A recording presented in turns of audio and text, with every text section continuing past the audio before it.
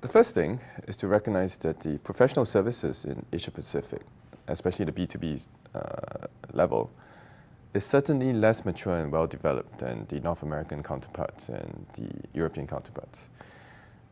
The main reason for this is that the main engine of economic growth in Asia Pacific has been primarily in the primary sector and secondary sector activities. And for the professional services sector, I expect would follow suit very quickly.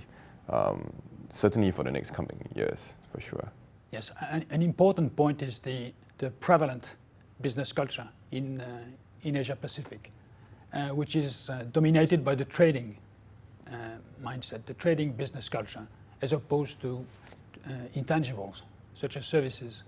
So as a consequence, the perception of the intrinsic value of services, such as consulting services, for example, is not perceived and understood and accepted as well as it is in North America and the US or in Europe. I think it's also interesting to note that with some exceptions like Australia, New Zealand, and some of the more mature markets, labor rates are generally lower in the region, which can drive less interest from the company's part in improving their processes.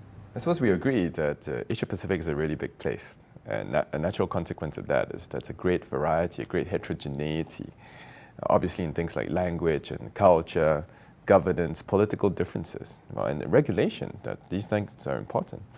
As a result, it's quite clear that in the Asia Pacific region, when it comes to services, there isn't a critical mass quite achieved yet.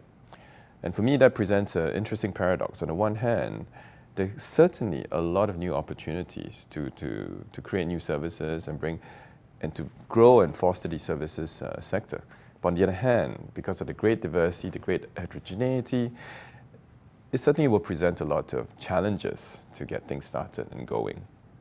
I think there's significant interest from the international community, however, in entering the region. I think some of the larger global macro trends you've seen around transformation due to digital and technologies causing or driving significant interest and significant development throughout the region in the services sector.